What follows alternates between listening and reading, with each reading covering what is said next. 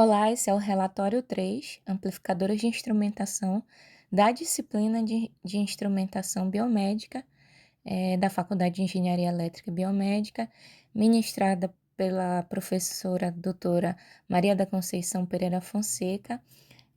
Esse relatório foi realizado pelos discentes Jéssica Silva Gama, Luiz Henrique de Paulo Pinto e Revisão de Jesus da Costa. Bem, fazendo um breve contexto sobre amplificadores de instrumentação, ele é um circuito de precisão projetado para amplificar sinais diferenciados fracos na presença de ruído de modo comum, interferências, né?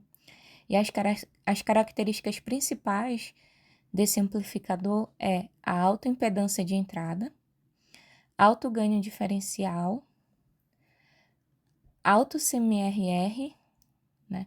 Ele rejeita sinais iguais nas duas entradas, por exemplo, ruído de rede, né, de 60 Hz, e as aplicações mais comuns deles é na engenharia biomédica, né, usado nos biosinais, né, como ECG e EEG, na instrumentação industrial e aquisição de dados.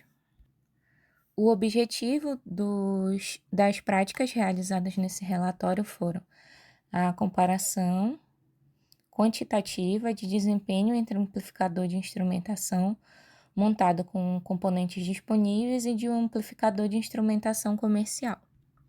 Bem, foram realizadas duas práticas nesse experimento. A primeira prática é a de somadores, né?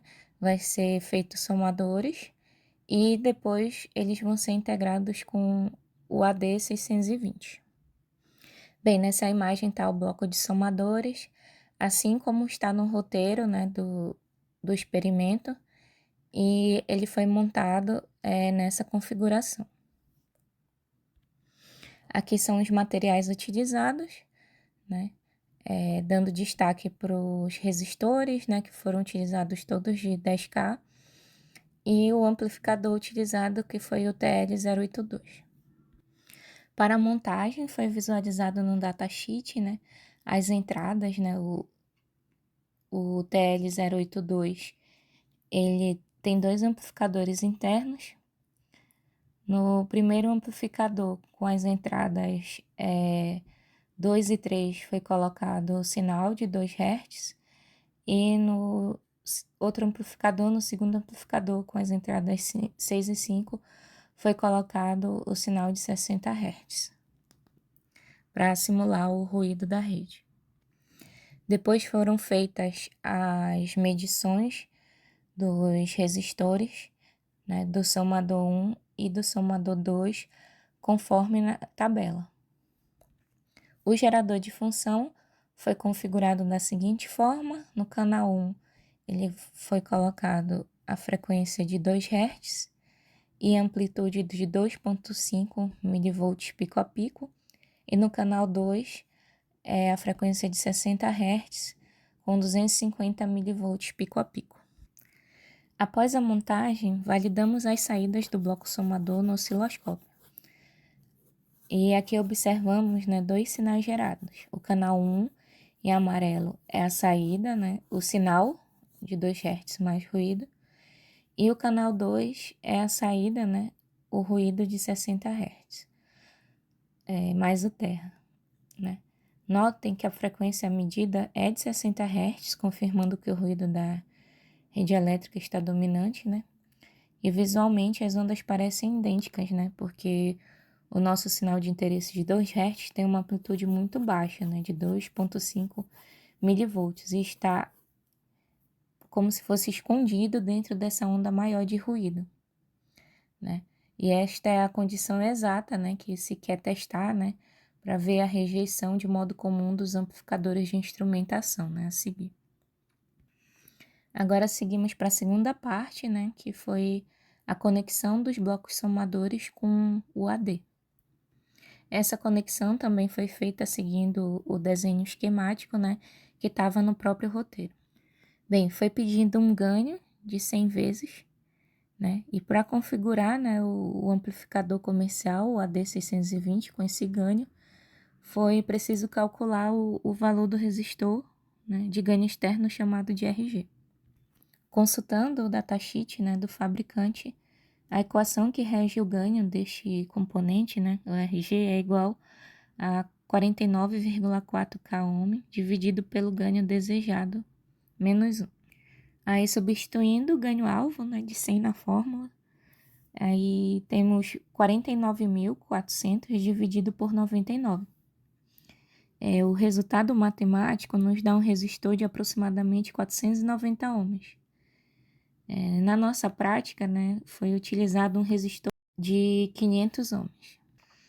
Como pode ser visto, né, foi montado, né, o circuito com o bloco de somadores que já existiam, né, e eles foram conectados, né, com o AD620, com o sinal ruído entrando na porta 3 e o ruído mais o terra na porta 2. Bem, com isso chegamos ao resultado final da primeira etapa, visualizado no osciloscópio. O foco, né, da nossa análise é a onda verde, o canal 2, que representa a saída do amplificador AD620. Primeiro, né, dá para notar que a frequência, né, da onda verde, né, é de 2 Hz, né, indicado aqui no osciloscópio, na foto. Isso significa que o AD620 conseguiu resgatar, né, entre aspas, o sinal biológico, né, lento que estava escondido no ruído.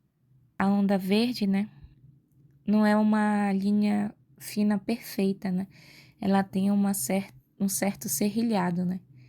Esse serrilhado é o resíduo do ruído de 60 Hz, que não foi 100% eliminado.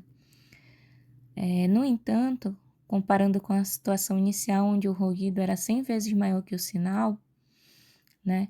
O fato de conseguir ver claramente a forma sinodal de 2 Hz prova que o CMRR, né, razão de rejeição do modo comum do AD 620, atuou bem, né, subtraindo a maior parte da interferência de 60 Hz, né, presente nas duas entradas.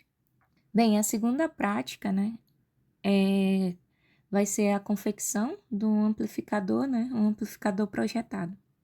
Para isso, foi seguido, né, o esquemático que estava no roteiro também, para o amplificador, né, de instrumentação projetado. Foram utilizados os resistores de realimentação, né, de 24,7K, já que o projeto, né, para tentar replicar os valores de resistência interna do AD620 comercial. E no estágio final, né, o subtrator foi montado com resistores de 10K. Bem, aqui vemos a montagem física na protoboard, né, que embora o circuito esteja correto, né, ele carrega um problema inerente aos componentes discretos, né, que é a tolerância. Para que um amplificador de instrumentação tenha um alto CMRR, ou seja, né, para que ele consiga rejeitar o ruído de modo comum, os resistores do estágio do subtrator, né, os 4 resistores de 10K ohm, precisam ser idênticos, né? Uma variação apenas de 1% entre eles já é o suficiente para desbalancear e deixar o ruído passar. Como não temos, né, o ajuste a laser, né, de fábrica que o AD620 possui, espera-se um desempenho inferior, né, na rejeição de ruído. Os resultados, né, no osciloscópio confirmam a hipótese, né? O canal 2, né, verde, mostra a saída do nosso amplificador projetado. Diferente do experimento anterior, onde vimos uma senoide, né, com um serrilhado, mas um pouco mais limpa, né, de 2 Hz, aqui vemos uma onda extremamente ruidosa e grossa. Né? O dado mais revelador, né, está no rodapé da tela, né? O osciloscópio está medindo uma frequência de 60,7 Hz na saída, né? Isso significa que o amplificador não conseguiu rejeitar o ruído de modo comum. Né? A interferência da rede elétrica, né, vazou pelo desbalanceamento dos resistores, né, e acabou meio que dominando o sinal de saída, mascarando quase completamente, né, o sinal de interesse de 2 Hz. E foi adicionada, né, a função FFT, né, transformada rápida de Fourier, para analisar as frequências presentes na saída. As linhas verticais mostram onde a energia do sinal está concentrada, né? Vemos picos claros e fortes na região de 60 Hz, tanto na entrada quanto na saída, né, verde. E isso comprova quantitativamente que o ruído de modo comum foi amplificado ou simplesmente transmitido para a saída em vez de ser cancelado, né? Comparado com a D620 da primeira prática, né? Concluímos que a montagem discreta, né, sem resistores de precisão casados, foi menos eficaz, né, para aplicar. Ela pode não ser eficaz para aplicação de instrumentação, né, em ambientes ruidosos. Olá pessoal, eu me chamo Rivson, estarei prosseguindo a apresentação e falarei um pouco sobre a simulação do circuito. O nosso relatório ele consiste de duas simulações.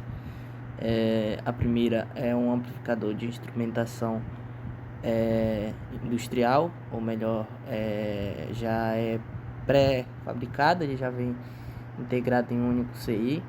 E logo depois a gente vai montar o nosso próprio amplificador de instrumentação através de amplificadores operacionais simples. Contudo, a gente vai precisar analisar dois sinais de entrada. A gente vai injetar um sinal de 60 Hz e um sinal de 2 Hz com amplitudes distintas, tal que o de 60 Hz tem uma amplitude de 250 mV e o sinal de 2 Hz possui uma amplitude de 2,5 mV pico a pico. E esses dois sinais vão ser somados em dois circuitos somadores não inversores. Utilizamos, como vocês podem ver na imagem, um CI TL082 com dois amplificadores de instrumentação, tanto A quanto B, e 4 resistores de 10 kΩ. Montamos na configuração, injetamos o sinal de 60 Hz na ponteira R4, perdão, e o de 2 Hz na ponteira de R2. E obtemos os resultados com o sinal agregado do ruído na saída U1B e o sinal puramente ruidoso em U1A. Na imagem é quase imperceptível, mas temos dois sinais, tanto o sinal de 2 Hz somado ao sinal de 60 Hz, quanto o próprio sinal de 60 Hz, que é o nosso ruído. Após a implementação dos nossos sinais, nós montamos o nosso amplificador de instrumentação. Primeiramente utilizamos o amplificador industrial, o AD620. Montamos com um ganho de 100, usamos o resistor de 470 ohms e obtemos o sinal lá na saída. Utilizamos a ponteira U2, output lá do nosso amplificador de instrumentação. Na saída do nosso AD620, obtivemos uma senoide de 2 Hz com amplitude de 1,2 volts pico a pico, evidenciando uma boa taxa de redução de modo comum do nosso amplificador de instrumentação. Após isso, montamos o nosso amplificador de instrumentação caseiro. Utilizamos 3 amplificadores comuns e alguns resistores. No nosso caso, utilizamos o TL084, que consiste em 4 amplificadores comuns, capsulados em um único chip. Utilizamos também alguns resistores, tal que usamos 4 resistores de 10 kΩ, 2 resistores de 24,7 kΩ e um único resistor que é o RG, o nosso resistor de ganho, que é de 29,4 kΩ. Na saída do circuito, obtivemos a senoide de 2. Entrando na discussão dos resultados, né, o comparativo do desempenho, né, é bem claro. O amplificador comercial AD620, né, demonstrou uma superioridade, apresentou um alto CMRR, né, conseguindo rejeitar, né, não totalmente, mas de uma boa maneira a interferência da rede elétrica e recuperar, né, principalmente o sinal de 2 Hz com mais clareza. Em contrapartida, o circuito discreto montado com o TL082 não obteve o mesmo sucesso na prática, né? Foi observado um CMRR baixo, o que resultou em uma saída instável contaminada pelo ruído, dificultando a leitura do sinal de interesse. Eu sou o Luiz Henrique e vou finalizar o vídeo relatório falando um pouco sobre a conclusão e alguns problemas que foram enfrentados durante o experimento em laboratório. O experimento ele permitiu uma análise comparativa entre um amplificador de instrumentação e um amplificador de instrumentação projetado, utilizando amplificadores operacionais comuns, que são o TL082, com o objetivo central foi verificar a eficácia da razão de rejeição de modo comum, que é o CMRR, na eliminação de ruídos, como na rede elétrica de 60 Hz em sinal de baixa amplitude. Assim, concluímos que a importância do CMRR, que é a capacidade de rejeitar sinais de modo comum, de maneira vital na instrumentação biométrica. Se um alto CMRR, o sinal de interesse, neste caso seria uma senoide de 2 Hz e de baixa amplitude, seria mascarado pelo ruído externo, como observado teoricamente no modelo do ECG. Também temos um desempenho comparativo, que seria o que? Um amplificador comercial, que seria o AD, que apresenta um desempenho superior devido à sua construção interna. Seus componentes possuem um casamento, vamos dizer assim, de impedância, onde precisa de um laser timing, um laser timing, garantindo que o ganho de modo comum seja mínimo e o CMR seja alto. E também temos as limitações do circuito projetado, onde tivemos um circuito discreto, onde foi montado com um TL082 e resistores externos, que funcionou conceitualmente, mas sua eficiência prática é limitada pela tolerância dos componentes. Passamos por alguns problemas durante a análise no laboratório dos circuitos. Durante a execução prática no laboratório, observou uma discrepância entre o modelo ideal teórico e o resultado real medido no osciloscópio. Essas divergências foram atribuídas principalmente a falhas físicas nos equipamentos e componentes de conexão detalhados, entendeu? Vamos dizer, tivemos problemas com os circuitos integrados, com o CI, onde tivemos danos internos, que alguns amplificadores operacionais apresentavam canais, vamos dizer, com instabilidade no funcionamento, o que gerava sinais de saída saturados ou nulos, impedindo a amplificação correta.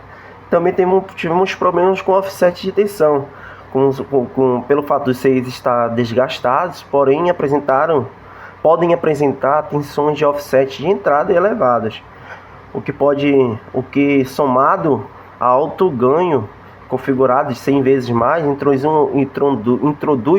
um erro de DC significativo na saída. Tivemos algumas instabilidades de alguns jumps que dificultaram na montagem do circuito. É um amplificador de instrumentação, onde necessariamente exige uma precisão na resistência. A má qualidade dos contatos gerou alguns erros que poderiam ser enumerados, como a resistência de contato parasita, vamos dizer assim, onde o amplificador de instrumentação projetado ele depende muito da exatidão dos resistores para cancelar os ruídos de modo comum. Também tivemos alguns problemas com os jumps, com mau contato e algumas trilhas da protoboard oxidadas adicionam a resistência aleatória e instável ao circuito, assim desbalanceando as entradas do amplificador diferencial e reduzindo drasticamente o CMRR, assim permitindo que o ruído de 60 Hz apareça na saída com uma alta amplitude. Também tivemos uma intermitência, onde a movimentação mínima dos fios causa perda do sinal, dificultando a captura estável de forma de onda para análise da FFT no osciloscópio. Para concluir, reforçamos que o CMMR não é apenas um parâmetro teórico, mas uma necessidade vital na instrumentação biomédica. Sem ele, sinais críticos de pacientes seriam completamente mascarados pelo ruído da rede elétrica. E o nosso veredito final, que técnico, confirma a superioridade do AD620, garantido pelo seu ajuste a laser de fábrica.